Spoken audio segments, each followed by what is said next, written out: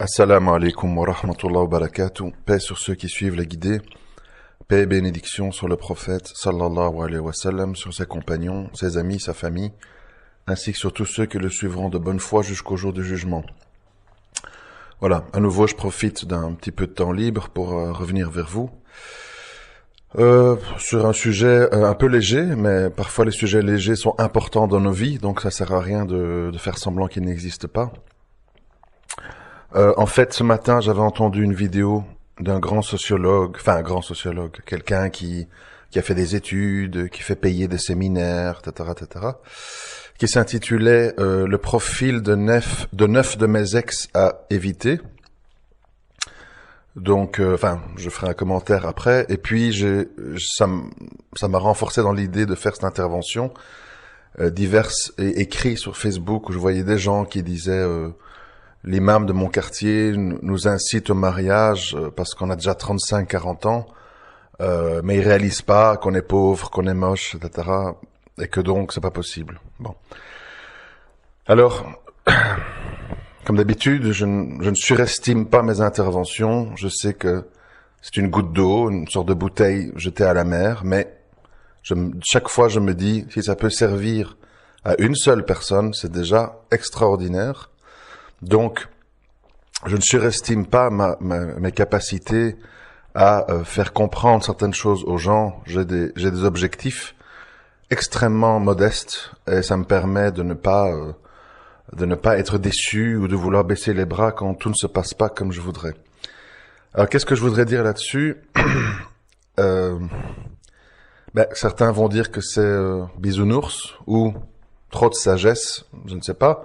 Évidemment, avec l'âge,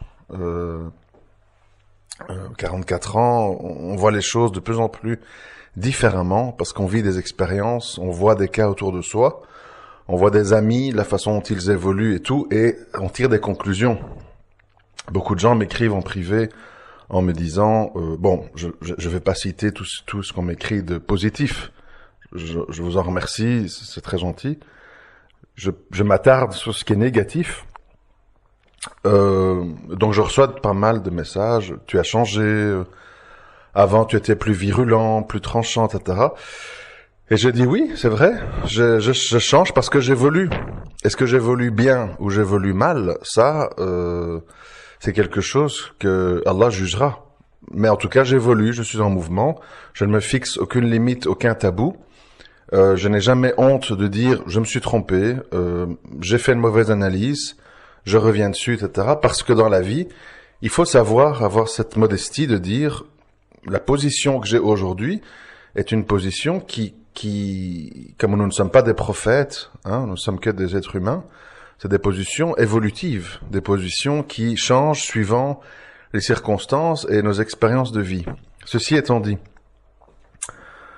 sur cette histoire, donc maintenant, moi personnellement, je vous avoue, j'ai vu cette vidéo. Si vous voulez, je la mettrai éventuellement, je sais pas.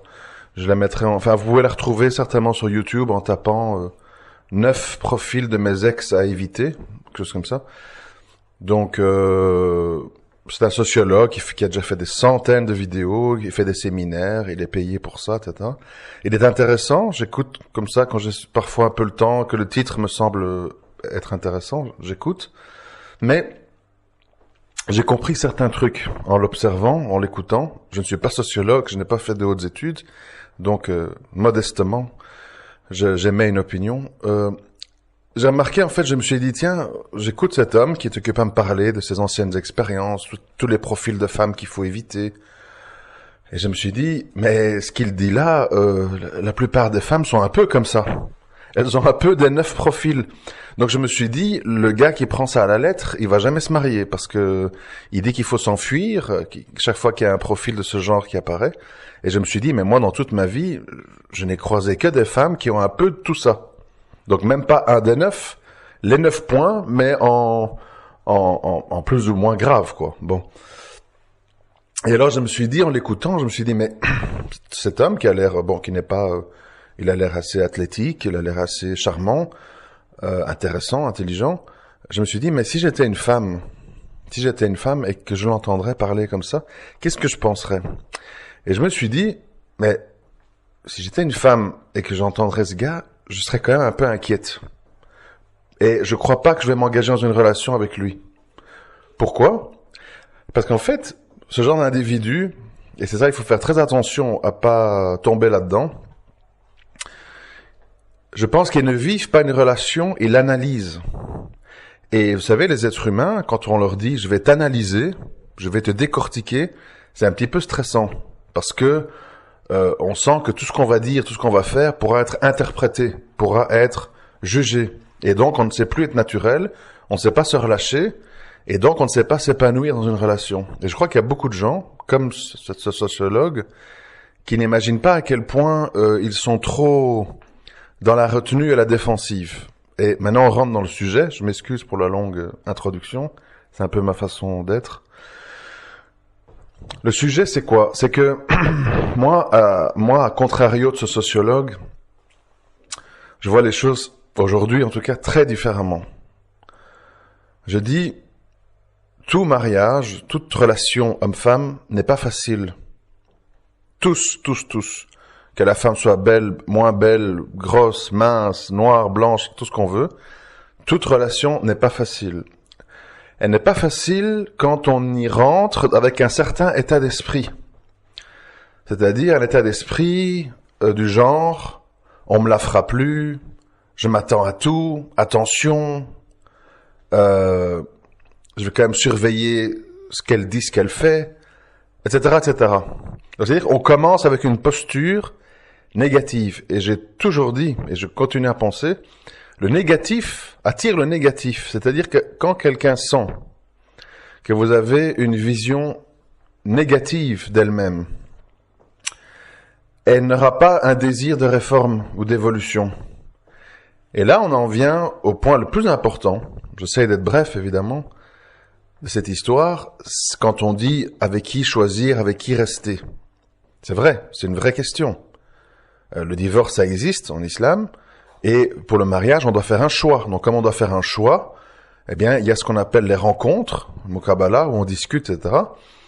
Et on doit choisir. Je m'engage pas, etc., etc. Bon. La réponse facile, c'est de dire, je fais istikhara, et puis voilà. Moi, personnellement, à moins d'être un grand saint ou une grande sainte, on se comprend quand je dis saint, que ça veut dire, j'y crois pas trop. Je vais expliquer pourquoi. Parce que je pense que pour interpréter, enfin, même pas avant interpréter, pour faire une consultation, une prière de consultation, il faut déjà être quelqu'un de très net.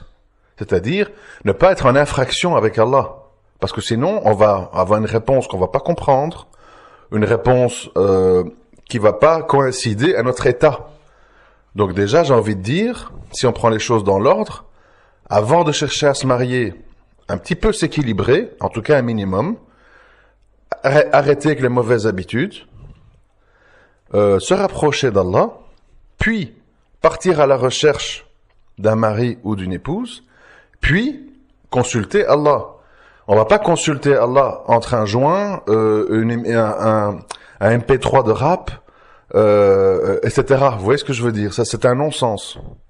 Il y a, dans la vie, il y a un ordre des choses, il y a des procédures, il y a une discipline. Et donc, cette prière de consultation doit être comprise et on doit la faire en état d'être, de pouvoir interpréter. Donc, c'est déjà un point très important. Sans compter le nombre de gens. Je m'excuse si je vous blesse, mais voilà, il faut parler clair. Le nombre de gens qui disent, je vais faire la prière d'istikhara, mais en fait, ils la font pas du tout. Ils la font même pas. Et en fait, istikhara est un paravent, un alibi pour dire, bon, le gars, il a un peu les dents tordues. Pour être poli, je vais lui dire que je fais istikhara, mais en fait, j'ai déjà compris que je veux pas. Comprenez? Attention, mes frères et sœurs, attention à l'hypocrisie, attention aux mensonges. C'est pas bien faire espérer et jouer avec Allah et les prières pour cacher des choses un peu moins belles. Bon. Alors, ceci étant dit, je reviens à ce que je disais un peu plus tôt, on doit faire un choix. J'ai conscience que quand on invoque Allah, on n'a pas une femme ou un homme qui est parachuté devant sa porte, qui toque et tout est fait. Donc il faut effectivement, voilà, organiser des rencontres, peser le pour et le contre. Attention, là où ça se complique, c'est et là j'avoue que c'est compliqué, vraiment. Là où ça se complique, c'est que n'oubliez pas, Allah il connaît les cœurs, nous on les connaît pas. Donc nous, on est forcé en quelques minutes de juger un individu sur ses apparences. Autrement dit, ses vêtements, son voile, ses mains, les expressions de son regard, sa voix, ses réponses aux questions, etc., etc. C'est loin d'être facile parce qu'il y a des gens qui sont passés maîtres dans la dissimulation, dans le fait de jouer les timides alors qu'on ne l'est pas, ou de jouer les gens à l'aise alors qu'on est timide, etc., etc. Donc effectivement, c'est extrêmement compliqué de juger sur la base d'impressions brèves d'une rencontre. J'en conviens.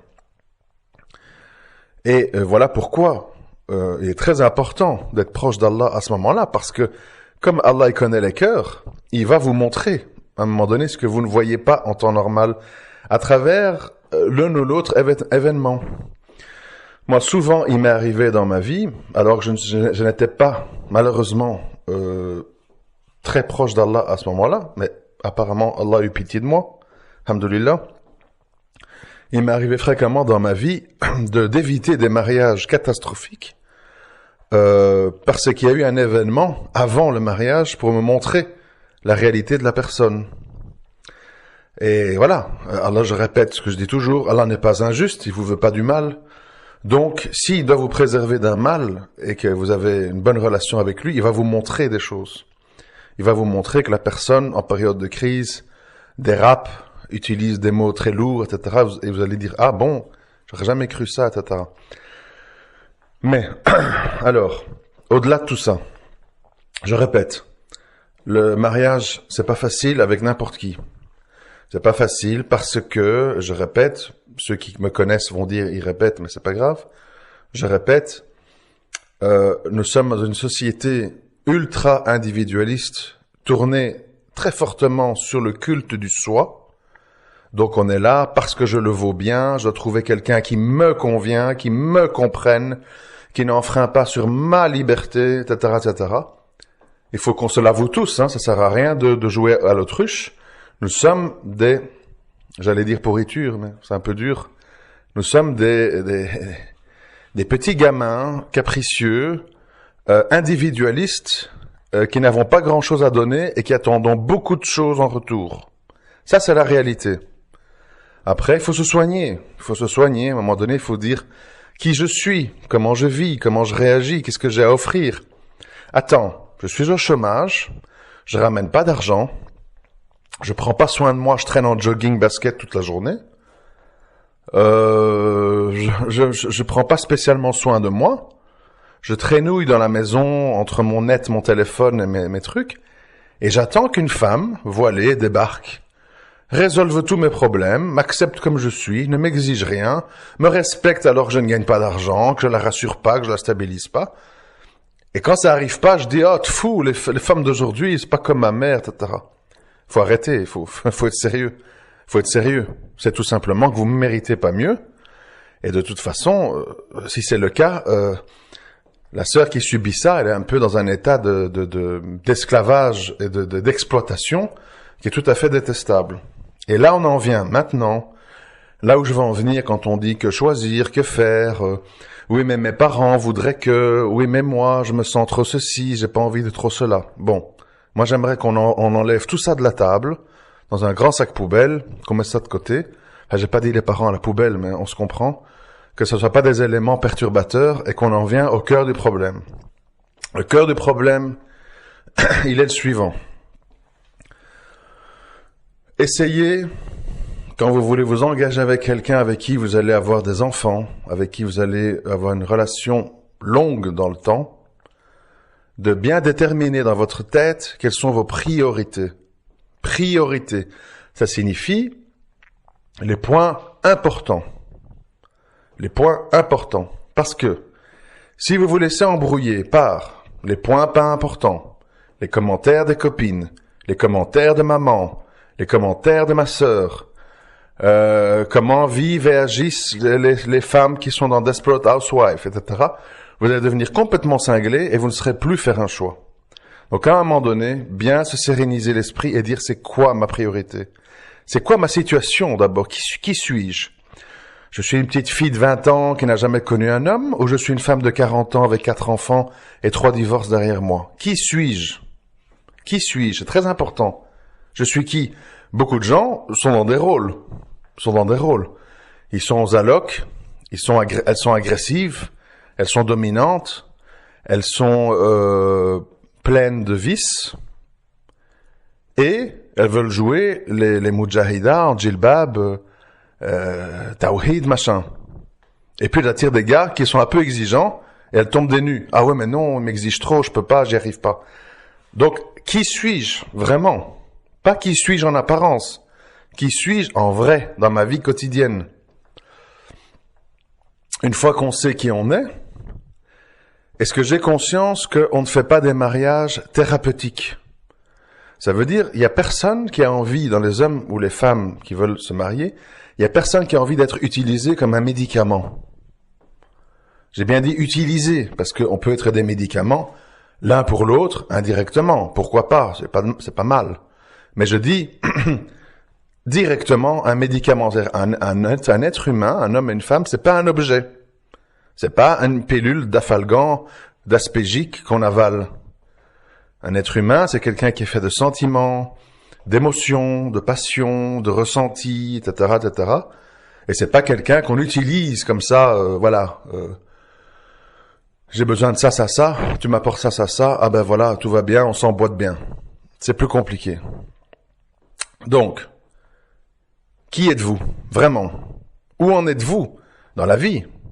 Au niveau de la religion, au niveau de vos fantasmes, c'est pas le mot, au niveau de vos rêves, de vos objectifs de vie. Mais vraiment, à nouveau, je répète vraiment, combien de gens disent « Ah, je voudrais faire hijra avec un homme, m'occuper de mes enfants dans un endroit calme, dans le désert, je sais pas quoi. » Et puis la personne, quand elle vit ça pendant une semaine, « Allô, allô, ramène-moi en France, ma mère me manque, mon Nutella, etc. » Je répète, je me moque pas, hein. Je dis, soyons sérieux avec nous-mêmes. Nous ne mentons pas à nous-mêmes. Je dis même pas aux autres, je dis à nous-mêmes. Qui sommes-nous? Vraiment, tout seul, devant notre miroir. C'est important. Parce que si on n'a pas compris ça, on va faire des mauvais choix à tous les coups. Pourquoi? Parce qu'on épouse un fantasme. On épouse une version idéalisée de soi-même. Et fatalement, ça va pas aller avec la personne que vous avez choisie, qui est peut-être vraiment comme ça. Et avec qui vous allez pas pouvoir, parce que vous dites, oui, j'aurais voulu, mais je peux pas. Je peux pas, je ne compte plus. C'est l'exemple le plus criant, dont je l'utilise souvent. Je ne compte plus le nombre de sœurs très pratiquantes, très à cheval sur leur habillement, etc., etc., qui disent, lors d'une rencontre, puisqu'elles veulent épouser un homme pieux, pratiquant et assez carré, qui disent, quand on parle de polygamie, ah, moi je n'interdis pas ce qu'Allah a permis, non. Et puis en pratique, qu'est-ce qu'on remarque? Qu'elles sont des êtres humains, jalouses, possessives. Oui, j'étais d'accord, mais à condition que ceci, cela. Voilà. Et les gens trouvent des portes dérobées pour fuir à leur déclaration. Donc, méfiez-vous, surtout à notre époque. N'oubliez pas l'époque. Nous ne sommes pas à une époque où les gens sont éduqués à dire, Alhamdoulilah, je suis dans un petit studio, un petit, comment vous dites en France, T1, je sais plus. Je suis dans un petit T1, j'ai de la nourriture dans mon frigo, mon mari est gentil, Alhamdoulilah. On est dans une époque où je veux ci, je veux ça, il me manque ça, ah oui mais ça, oui mais t'as fait ça, oui mais t'as dit ça, j'aurais voulu ça. On est dans l'époque de l'insatisfaction. Donc méfiez-vous des gens qui ont l'air trop clairs, trop nets, trop bien au début. Ça cache parfois des choses qui sont un peu décevantes. Mais donc, chaque fois je m'écarte, désolé. Donc, qui sommes-nous, vraiment? Vers où voulons-nous aller, vraiment? Pas dans des fantasmes, hein. Pas dans des fantasmes, vraiment. Et une fois qu'on a ça en tête, on a une idée un peu plus précise du genre d'individu qui va correspondre. Et là, ça c'est important parce que c'est là où ça commence à coincer. Là, il faut se dire, bon, j'ai une vision claire de qui je suis. J'ai une vision claire de là où je veux aller, où je voudrais aller. Je voudrais. C'est Allah qui... Il y a le destin. Nous, on a des espoirs, c'est tout. J'ai une vision claire vers où je veux aller, je voudrais aller. Et se dire, si Allah me fait croiser la route d'une personne qui correspond à qui je suis et à où je veux aller, quel qu'il soit, je vais m'y attarder et essayer de plaire à Allah en m'engageant dans ce mariage. À nouveau, on veut l'assistance d'Allah, il faut un cœur saint, il faut un cœur propre. Pas commencer à dire, s'il est comme ça, mais s'il a moins de 30 ans, et s'il est pas trop basané, et s'il n'a pas eu d'enfant avant moi, ah non, c'est pas comme ça que ça fonctionne. On s'en remet à Allah, et on se calme avec les si. Parce que dans la vie, il y a beaucoup de choses que les gens font, ça c'est mon expérience. Il y a beaucoup de choses que les gens font, ou ne font pas, qu'ils ont cru que ça n'arriverait jamais. Des gens qui ont dit, je sais pas, j'imagine comme ça, moi je ne voudrais plus jamais d'enfants, c'est pas pour moi, je suis pas faite pour ça. Et qui finalement, avec la bonne personne, au bon moment, disent, ah oui, je veux encore un enfant. Pourtant, à froid, la personne disait, je ne veux plus d'enfants. À l'inverse, des sœurs qui disent, ah, moi je voudrais 5 enfants, famille nombreuse, pour moi c'est ultra nécessaire. Après un accouchement difficile, ou décevant, parce qu'on aurait voulu que ça se passe autrement, ah non, moi je peux plus, là, moi je m'arrête, je peux plus. Alors le gars va dire, mais tu m'as dit famille nombreuse. Oui, mais bon, voilà, je savais pas que... Bon, donc attention. Et qu'est-ce que je veux dire par là? Pour vous prouver, c'est là où je veux en venir au final, pour vous prouver l'importance capitale de vous en remettre à Allah sincèrement. C'est la clé totale de cette histoire. C'est que, le cœur de la personne que vous avez devant vous, lors de la rencontre, vous le connaissez pas. Faut bien comprendre ça. Et vous le connaîtrez jamais. Même parfois après 10 ans de mariage, vous le connaissez pas. Vous seriez étonné du nombre de gens qui ont une vie secrète et des pensées secrètes qui ne vous disent pas et qui jouent un rôle. C'est l'horreur, mais c'est souvent comme ça. Des gens qui refoulent, des gens qui cachent. Surtout dans la mentalité maghrébine, c'est très commun. C'est très courant. 2, vous ne savez pas, et c'est pour ça que moi j'aime pas les histoires de 9 profils à éviter, courez si des femmes correspondent à ça. Vous ne savez pas comment une femme, enfin bon, je dis une femme parce que je suis un homme, mais une femme, un homme, peu importe, comment une femme va évoluer dans le mariage. Dans le sens que vous pouvez trouver une femme capricieuse, ingrate, gamine, irresponsable, pas formée à gérer un foyer, tout ce que vous voulez. Allumeuse des rues, discothèques, je sais pas quoi. Mais, qui, dans un mariage heureux, et après j'oublierai pas de dire c'est quoi un mariage heureux, mais qui dans un mariage heureux change, et parfois change d'une façon complètement inattendue. Vous vous retrouvez avec une femme, j'ai pas dit parfaite, bien sûr, mais j'ai dit une femme sérieuse, fidèle, remerciante, etc., etc. Je sais que ça peut pas, on va me dire, oui, tu rêves. Non, je rêve pas du tout. J'ai vécu, quand même. Et je dis, méfiez-vous, dans les deux sens. Méfiez-vous de tirer des conclusions trop rapides. Alors on va dire, oui, mais alors comment on fait? Puisque tu dis qu'une femme mauvaise peut devenir bonne, qu'une bonne peut devenir mauvaise. On fait comment alors? C'est une question difficile, je l'avoue. Si j'avais trouvé la réponse, j'aurais évité bien des épreuves. Mais je vais quand même essayer d'en donner une. La clé, pour s'y retrouver, c'est d'essayer de voir, avant de s'engager, si possible, si c'est après s'être engagé, il faut faire marche arrière parfois, ça peut arriver. Essayez de voir qui veut évoluer, veut changer, veut se réformer, ou qui veut rester ce qu'il est. Si quelqu'un a des caractéristiques qui vous déplaisent dans le mariage, et que vous voyez, après de multiples disputes, discussions, séparations, médiations, que l'autre, manifestement, ne veut pas changer. Il ne veut pas arrêter ses mauvaises habitudes, il ne veut pas ceci, il ne veut pas cela. Si pour vous c'est important, il faut savoir stopper la relation. La vie est courte, le jour du jugement est devant nous.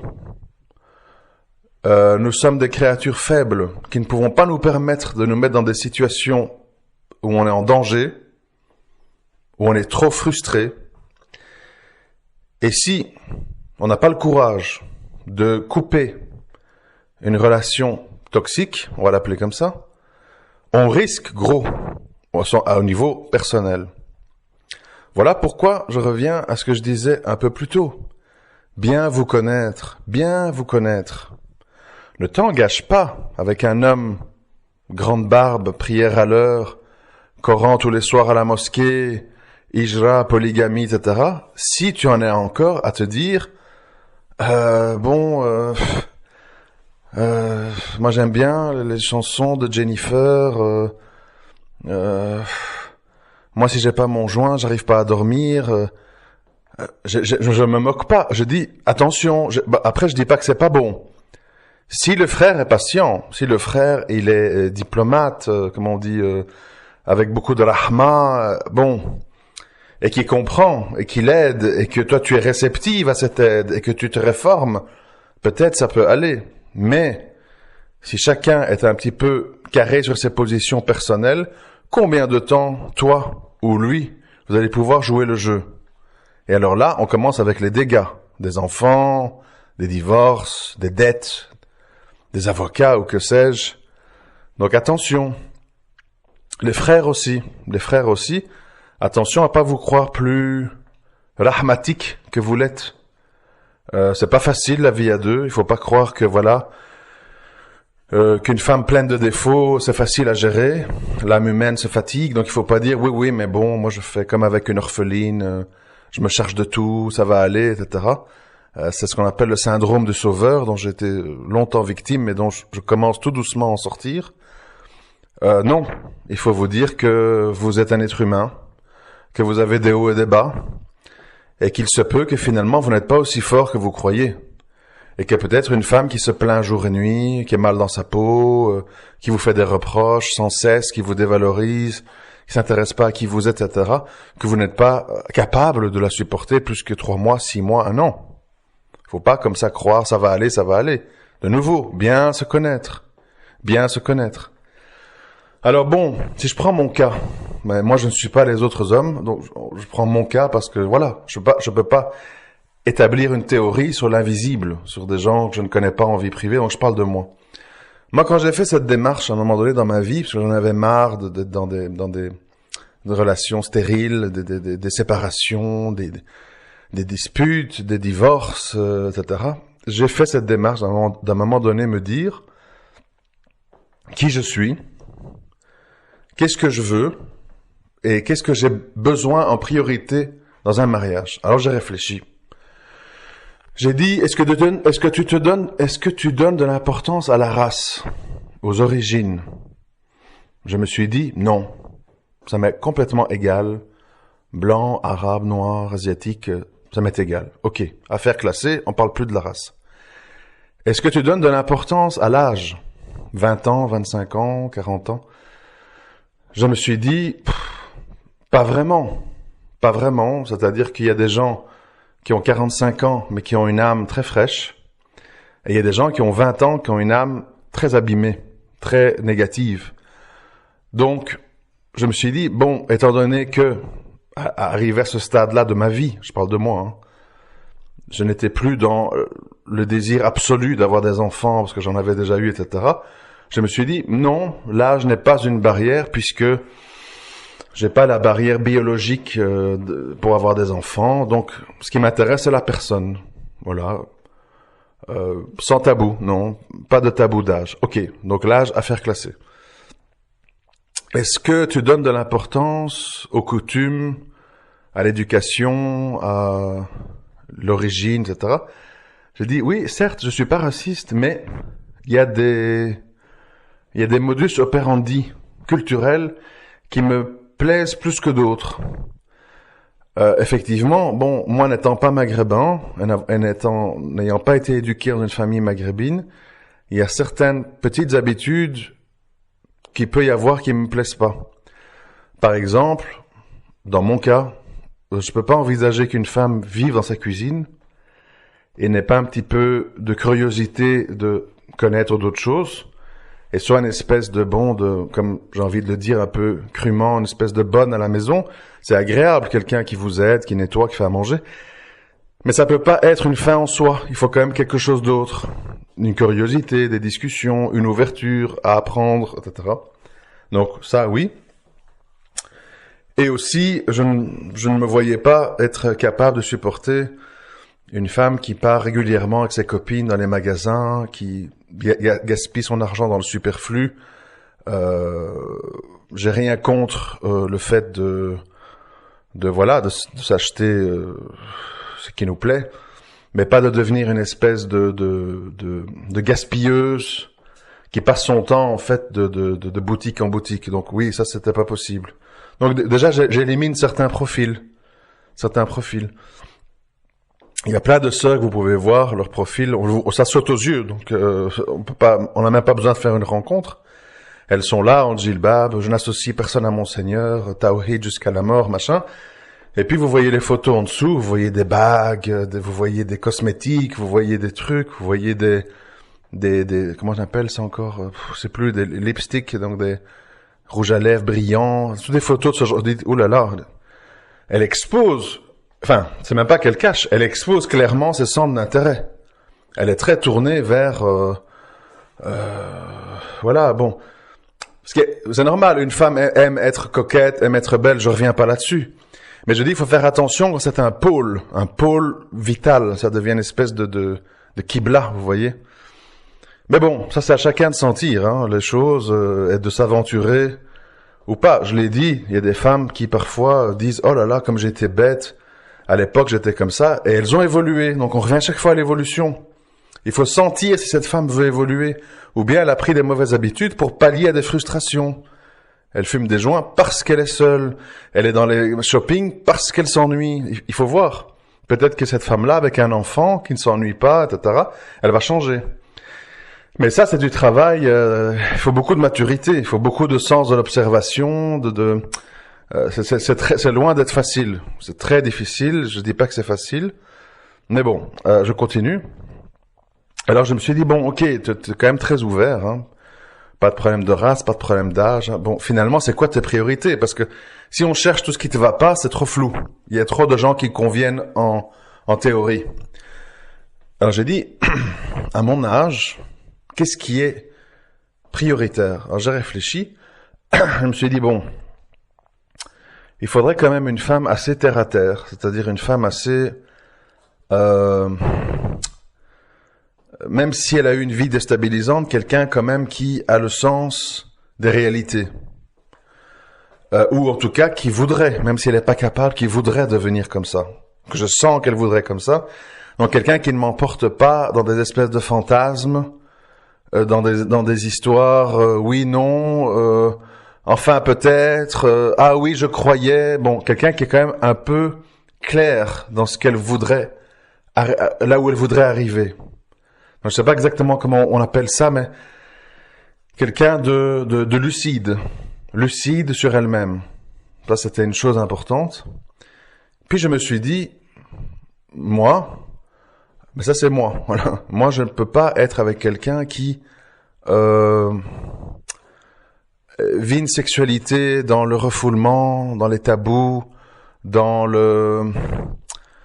où c'est trop intellectualisé, pas ci, pas ça, aïe, ouïe, non. Bon, donc quelqu'un qui est un peu dans parce que le genre de raison, hein.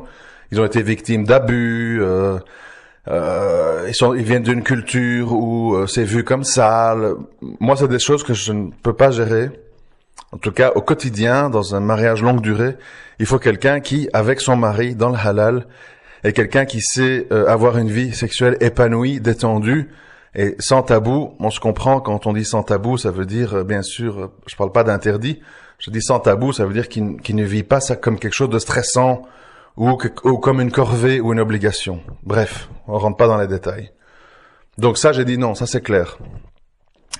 Ensuite, je me suis dit, il faudrait quand même quelqu'un qui, et ça c'est un peu important, ça peut paraître masculin comme réflexion, mais je pense que beaucoup d'hommes pourront me comprendre. Il faut quelqu'un qui, qu'elle soit arrangée ou pas, qu'elle soit parfumée ou pas, comment on peut dire ça? C'est-à-dire qu'on s'explique pas ce fait-là, on sait pas l'expliquer avec des mots, mais il y a des gens qui, même s'ils sont belles, même si elles sont très belles, hein, maquillées, parfumées, tout ce que vous voulez, elles nous répulsent, je sais pas si on dit comme ça, on éprouve une répulsion pour elles, on ne sait pas pourquoi, c'est chromosomique, c'est chimique, c'est très étrange. Et il y a des gens qui sont là, on va dire mal coiffés, démaquillés et tout, et pour qui on a quand même une espèce d'attirance pour la peau, pour l'odeur, et ça c'est quelque chose qui est évidemment, bon, très complexe, mais c'est un fait. Et ça n'a rien à voir avec la beauté, absolument rien. Ça a à voir avec, je crois, des espèces d'ondes chimiques qu'on diffuse autour de soi. Il y a des gens qui, entre guillemets, nous dégoûtent ou pour qui on n'a pas une attirance naturelle, pour qui on doit se forcer. Et il y a des gens, rien ne nous dégoûte chez eux.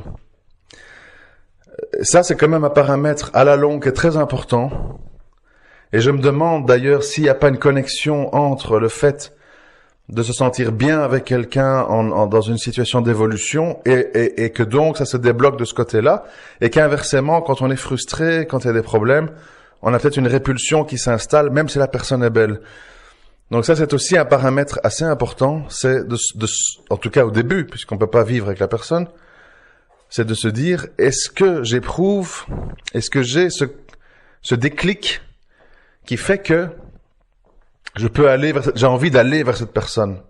En gros, elle m'attire. Et l'histoire d'être attiré, j'insiste, n'a rien à voir avec la beauté. Vous pouvez avoir quelqu'un qui vous attire. Enfin, on voit ça avec des chanteurs, des artistes, des gens pas beaux du tout. Et ils plaisent. Ils plaisent parce que leurs chansons, parce que les mots, parce que leur attitude, parce que leur voix.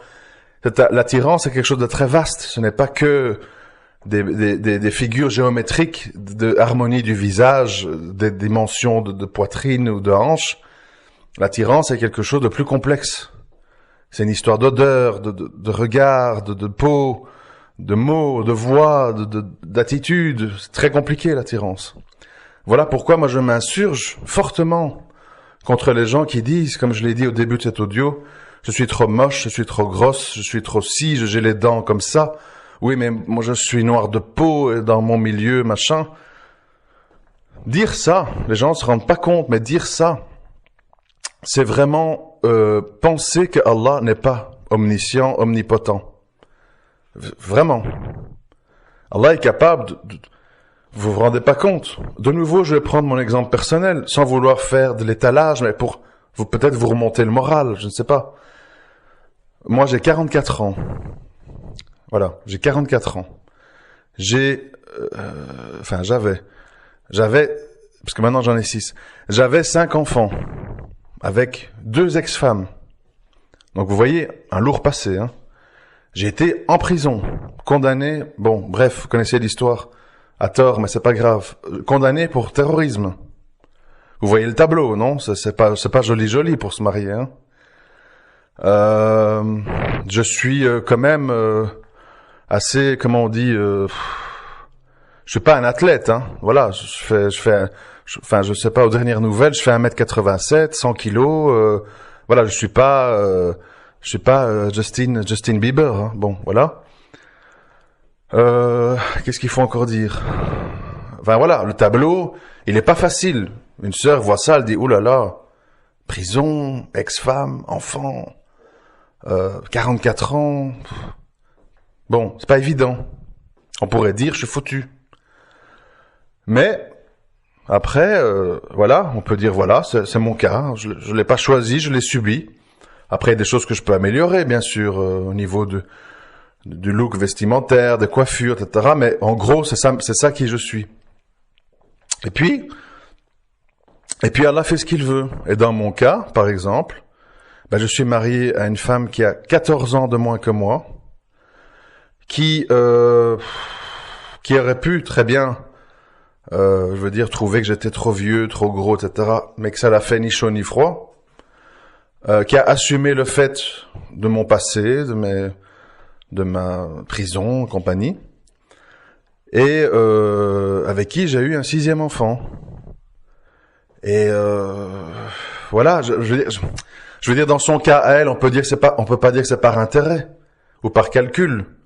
À la base, je n'avais pas grand-chose à offrir, je n'étais pas spécialement jeune, beau, léger, etc. Mais Allah a fait que cette personne s'est engagée avec moi. Et voilà. Donc, c'est pour vous dire, on ne sait pas. Et si vraiment, ça c'est une autre chose que je veux dire, je sais que c'est un peu décousu, mais c'est pas grave. Vous ferez le tri. Si lors d'une rencontre, il y a vraiment une femme qui s'arrête à vos dents, à vos mains, et qui dit, bon, je vais faire istihara pour ce défilé, si vraiment elle s'arrête là, c'est que certainement qu'elle valait peut-être pas la peine. Ou bien si vous voyez que quelque chose lui déplaît, ça arrive, hein. Moi, ma femme actuelle m'avait dit à la base, quand j'étais connu il y a quelques années, parce qu'on s'est connu il y a longtemps, mais on s'est marié il y a peu de temps, enfin bref. Il y avait ça qui me plaisait pas. Mais, quand j'ai appris à te connaître, je n'ai plus vu ça comme pas beau ou pas bien. Donc, je répète, les choses changent. Parfois, on dit, j'aime pas les mains de cette sœur. Et puis, quand vous l'entendez parler, quand vous l'entendez penser, quand vous la voyez vivre, finalement, ces mains qui vous plaisaient pas, elles deviennent charmantes. Elles vous plaisent. L'humain est très étrange, hein. L'humain est un être très, comment dirais-je, si l'humain n'était pas comme ça, toutes les stars qu'on voit à la télé, belles, riches, avec des grosses villas à Saint-Barthélemy et compagnie, ces gens auraient des mariages heureux, ils ne divorceraient jamais. Hein? Et qu'est-ce qu'on voit? C'est tous ces gens, Jennifer Lopez et compagnie, ils sont pleins de divorces, Madonna et compagnie, ils sont pas, Michael Jackson, tous. Beyoncé, comment ça s'appelle, j'ai oublié ça, Britney Spears, tous des gens qui ont des vies privées tumultueuses, je t'aime plus, je t'arrache les enfants, les avocats. Pourquoi? Parce que quand on vit avec un être humain, on ne vit pas avec une star, on vit pas avec une image, on vit pas avec un robot. On vit avec un être qui a ses bons et ses mauvais jours, ses qualités, ses défauts, les choses qui nous plaisent et nous déplaisent. Et c'est simplement si l'âme est riche et qu'elle a quelque chose à offrir qu'on surpasse tout ça. Si on est collé dans les exigences et les complaintes, etc., ça se termine mal, même si vous êtes belle, même si vous êtes riche, même si n'importe quoi. La preuve, c'est observer la vie de ces gens. À contrario, vous avez des gens dans des camps de réfugiés, doivent chercher de l'eau à 2 kilomètres. C'est la galère totale. Et les couples restent unis. Donc, tout vient d'Allah. Allah est capable de tout. Par contre, vous devez faire nous tous, on doit faire un travail un travail intérieur, de sincérité, de patience, de voir clair dans qui on est. Il y a aucun, vous savez, moi j'ai beaucoup de respect, je vous dis franchement, j'ai beaucoup de respect pour des frères comme ça que je connais, qui sont moitié-moitié. Vous voyez, pratiquants mais pas trop, intéressés par l'islam mais par beaucoup d'autres choses. C'est leur vie, c'est leur choix, je jette pas la pierre. Et qui ont dit, moi je dois épouser une femme un peu comme moi. Si elle est trop dans la religion, ça va pas aller, si elle est pas du tout, ça va pas aller. Et ces gens-là, en général, ça se passe bien. Franchement, je vois autour de moi, ils sont dans des relations, en fait, qui coïncident. Après, ils tolèrent des choses. Ils tolèrent des choses que, par exemple, moi, je ne tolérerais pas. mais leur femme tolère aussi des choses que peut-être la mienne ne tolérerait pas, vous voyez. Donc, il faut toujours voir dans les deux sens. Oui, il autorise sa femme à ça, mais elle aussi, elle lui laisse ça. Bon, moi, ça me conviendrait pas, mais eux, apparemment, ça fonctionne. Bon, c'est pas l'idéal, mais qu'est-ce que je vais aller faire? Aller chez eux, dire, un truc pas bien, tu devrais pas autoriser ça. Lui, est-ce qu'il mérite mieux? Non, il est au même niveau que cette femme. Donc, voilà. Allah est juste. Faut faire attention aussi quand on regarde les autres couples. Parce que les autres couples, ils ont leur règlement intérieur que vous ne connaissez pas. Et parfois, comme ça, un homme qui a l'air d'être une espèce de dayuti, en fait, il sait ce qu'il fait. Il sait ce qu'il fait, il s'y retrouve. Vous savez, moi je ne crois pas au long sacrifice. Je crois que les gens qui ont l'air de faire des sacrifices font en fait des calculs. Et ils savent très bien en fait que voilà, leur femme a tel et tel défaut, mais ils voudraient surtout pas une femme qui a un autre défaut qui ne leur correspondrait pas du tout. Et donc, dans la balance, c'est acceptable. Voilà, chacun son niveau, chacun son destin, chacun ses priorités. Il y a des femmes, j'ai déjà entendu, qui disent « Moi, je m'en fous s'il est jeune ou vieux. Je m'en fous s'il est pauvre ou riche. Je m'en fous s'il a des ex-femmes. Moi, je veux un homme beau. » Voilà. Elles veulent un homme beau. Beau, c'est-à-dire qui corresponde à leurs critères de beauté. Tout le reste, c'est secondaire. Bon, qu'est-ce que vous voulez que je dise? Va au bout de ton truc et on verra si ça va aller. C'est tout. Vous pouvez pas non plus changer les gens. Les gens, ils ont des trucs en tête, hein. Ah, moi, il me faut absolument un Yéménite. J'ai déjà entendu ça. Je vous jure par Allah. Il me faut absolument un Yéménite. Tu sais pas pourquoi la fille te dit Yéménite. Yéménite, voilà. Pas un gars de Oman, pas un Saoudien, pas un Djiboutien. Il faut un gars du Yémen. Tu sais pas pourquoi. C'est quand les gens ont des phobies en tête, vous pouvez rien faire, hein. Vous pouvez rien faire. Moi, j'ai un jour, c'est la vérité pure, hein. Moi, j'ai un jour présenté un frère à une sœur, parce que pour moi, ils se correspondaient bien. Ils se sont en effet bien entendus. Ça s'est bien passé, les rencontres.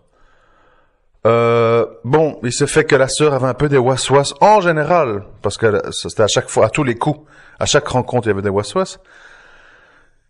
Et alors que tout était bien, les familles, machin, enfin, vous savez comment ça va. Ça a bloqué. Et une fois que ça a été totalement fini, foutu, terminé, je suis retourné vers la sœur. Enfin, à cette époque-là, c'était une époque où j'étais très communicatif, chose que je ne fais plus aujourd'hui. J'ai dit, qu'est-ce qui s'est passé? Ça m'avait l'air bien avec le frère. Pourquoi? Ah, elle dit, tu sais, moi, il me faut absolument, psychologiquement, il me faut absolument un frère qui a une grande barbe. Et le frère était un peu, comme moi, vous voyez, comment on appelle, n'avait pas une pilosité faciale très développée. Il avait un bouc, il n'était pas rasé Gillette, mais il n'était pas avec une grosse barbe. Eh bien, à cause de ça, à cause qu'elle en avait fait un pilier central de sa vie, elle a raté ce frère. Il y a combien? Il y a 6 ans, 7 ans, je crois. 6, 7 ans. Et à l'heure d'aujourd'hui, cette sœur est toujours seule. Voilà. Et ce frère s'est marié depuis, il a 3 enfants. Bon, voilà, la vie continue. Moi, je vous dis, pas de regrets, parce que, pour qu'un mariage fonctionne, il faut que les deux soient dans un processus d'évolution et d'ouverture d'esprit. Quand quelqu'un est dans des phobies, vous voyez, si ma femme est plus grande que moi, si ma femme a 1 an de plus que moi, on peut rien faire. Les phobies, on peut rien faire. Et il y a des gens qui ont des phobies, et malheureusement, il faut les laisser avec leurs phobies. Soit ils s'en détachent, soit ils meurent avec. Et pour moi, notre seule phobie devrait être, est-ce que je plais à Allah? Est-ce que je construis quelque chose qui plaît à Allah? Le reste des phobies, c'est un peu des syndromes humains, psychologiques, sur lesquels on a des certitudes, mais qui n'en sont pas. Moi aussi, je pourrais dire comme certains frères, je supporte pas une femme qui élève la voix, qui dit des mots lourds quand on se dispute, etc. Mais en pratique, quand vous aimez bien une femme, quand ça se passe bien sur les points importants qui sont vos priorités, c'est des choses qui vont passer. Tu dis, ouais, elle déconne, elle fait sa crise, laisse-la, ça va passer. Et après, elle va s'excuser. Mais si vous laissez tomber la personne parce qu'elle dit des mots lourds et que vous en avez fait une phobie, Vous allez passer votre vie à divorcer. Il vaut mieux s'occuper de soi et rester célibataire. Parce que les gens sont les gens, ils sont le fruit de leur éducation. Une femme qui a été éduquée avec plein de frères, elle est un peu masculine, ça fait pas d'elle une mauvaise femme. Ça fait d'elle une femme qui est comme ça. Mais qui a d'autres côtés qui peuvent être bien. Alors, est-ce qu'on ferme les yeux sur certains côtés masculins qu'on n'aime pas parce qu'on aime bien les autres? Ou bien on dit, ah non, il y a ça, moi je mets tout à la poubelle. Attention, choix délicat qu'on peut regretter. Mais comme vous le savez, ce sujet est un sujet qui est de loin le plus compliqué de tout ce que je peux aborder dans mes audios. Parce qu'on parle de l'humain, on parle de l'intime, on parle des sentiments, on parle de parents, d'enfants, on parle de choses très profondes qui relient au fait d'avoir une descendance, d'avoir une vie affective. Donc c'est des sujets très très compliqués. Évidemment, il y a beaucoup de dégâts parce qu'on est dans une société individualiste, impatiente. Donc les divorces sont monnaie courante. Moi, dans mon travail, je travaille dans le milieu des voitures. Une voiture sur deux qu'on amène pour être expertisée, etc. C'est des gens qui divorcent, ils vendent leurs biens, maisons, voitures, et ils partagent ce que ça vaut. Voilà, il y a beaucoup de destruction, parce que l'humain est devenu capricieux, l'humain ne sait plus choisir. Voilà, aujourd'hui, combien de gens vont dire oui à un mariage parce que le mec, il ressemble à Booba, sans se soucier, peut-être que c'est un gars qui est violent, peut-être c'est un gars qui est impatient, peut-être c'est un gars qui est un mauvais père, peut-être c'est un gars qui déteste la religion, peut-être c'est un gars qui boit, qui fume, qui aime la sodomie ou que sais-je. Et puis après, une fois qu'on est dedans, ah ouais, d'accord, il ressemble à Booba, mais bon, tout le reste, c'est pénible. Ah oui. Et ça, il faut y penser avant. Idem en sens inverse, je veux pas faire les deux sens. Donc, résumons-nous. Bien s'analyser. Qui suis-je vraiment? Vers où je veux aller? Vraiment. Pas dans mes fantasmes, Je veux vivre dans une tente avec 3 chameaux au Yémen, et quand on y va 3 jours, on pleure. Ah, les toilettes, c'est pas facile, machin, bon. Vraiment. De quoi on est capable? Vraiment. Combien de gens j'entends? Ah, j'aimerais retourner dans mon bled à la campagne, retrouver la vie naturelle, j'en ai marre, la ville, bon. C'est bien, j'applaudis. Et puis, ah, j'ai été 1 mois en vacances, oh là là, les gens du bled, laisse tomber, c'est l'islam culturel, plein de shirk, là-bas les femmes, elles ont pas leur mot à dire, on est là comme, on est juste bonnes à faire les boniches, on s'ennuie, y a rien à faire. Ah, 1 mois. 1 mois. Comprenez? Attention. J'ai toujours dit, dans l'endroit où vous êtes, il y a moyen de vivre plusieurs vies. Moi, je vis maintenant à la campagne. Alhamdoulilah. Je loue un 3 chambres jardin très spacieux pour le prix d'un petit appartement 2 chambres en ville. Je vis à 2 minutes d'un supermarché ouvert 7 jours sur 7. Je vis à 5 minutes de l'autoroute. Je vis à 500 mètres de 2 écoles. Et je vis à 15 kilomètres de mon lieu de travail. Je suis pas dans une grotte occupée à taper 2 pierres pour faire du feu. Mais c'est un choix. Et c'est vrai que c'est un choix, par contre, en Europe, qui implique le fait d'avoir une voiture. La plupart des frères que je connais n'ont pas de voiture. Et pourtant, moi, je travaille dans le milieu des voitures et je peux vous dire que tous les jours, je vois passer devant moi des voitures qui ont 10, 11 ans, 100, 150 000 kilomètres, qui peuvent encore facilement rouler 5 ans les yeux fermés, et elles partent pour 500 €. Parce que les gens n'en veulent plus. Voilà, on est une société de consommation. Une voiture de 2006, de 2005, 150 000 kilomètres, les gens donnent plus 1 000 ou 2 000 € pour ça. Donc il faut arrêter de dire une voiture c'est cher, machin. C'est psychologique tout ça, mais il faut faire des choix de nouveau. La ville, la campagne, avantages, inconvénients de chacun, etc., etc. Alors on m'a dit la campagne, on est mal vu, le voile. Moi j'y suis depuis 1 mois, je vois rien de spécial. Je vois dans la rue, il y a des noirs parfois, il y a des arabes qui vivent à gauche, à droite. Les voiles sont moins fréquents que dans les quartiers maghrébins des grandes villes, c'est vrai, mais personne ne vous regarde de travers. C'est pas plus qu'ailleurs, quoi, banal. Donc il faut arrêter les fantasmes. Il faut faire des choix, il faut arrêter de se plaindre. À tous les niveaux, lieu de vie, mariage et compagnie. Il faut trancher. Tourner en rond, le temps passe, le temps est précieux. Il faut trancher.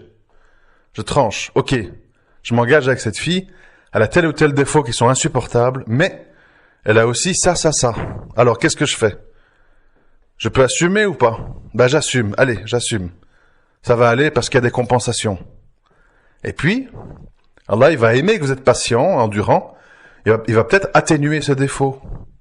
Et vous allez dire, subhanallah, comme elle a changé. Elle a changé parce que tu as enduré et tu as su gérer la situation. Si tu commences à gueuler, à bouder, à divorcer, les gens s'endurcissent, tu résous rien du tout. Enfin, chacun sa sauce, chacun sa façon de gérer. Mais moi je sais en tout cas, je le dis sans méchanceté aucune, mais je sais que la plupart des conférences et des livres que j'ai lus sur le mariage ne sont pas... sont utiles pour les bases, mais ne sont pas utiles pour le reste. Le reste, il faut quand même beaucoup de patience et de psychologie humaine. Et très certainement faire vraiment d'Allah l'axe central de sa vie. Pas une décoration ou un fantasme, ou un espoir ou une espèce de béquille pour se donner une conscience, pour appartenir à un groupe. Ça marche pas. Ça marche pas parce que dans le mariage, on peut pas mentir. Il faut se réveiller tous les matins à côté de la même personne, s'endormir tous les soirs à côté d'elle, vivre des épreuves avec elle. Donc on peut pas mentir dans le mariage. On peut mentir avec ses sœurs, ses amis, ses frères, sa famille. On peut mentir parce qu'on les croise. Mais dans le mariage, c'est très difficile de mentir. Ou si on vit un mariage de frustration et de mensonges, on consume son âme de l'intérieur et un jour tout explose. Et on a des drames genre une femme s'est enfuie avec ses gosses, un type a tué toute sa famille, enfin bref. Des trucs qu'on peut voir dans les faits divers. Je m'excuse pour la longueur, je m'excuse pour le fait que c'est un peu décousu.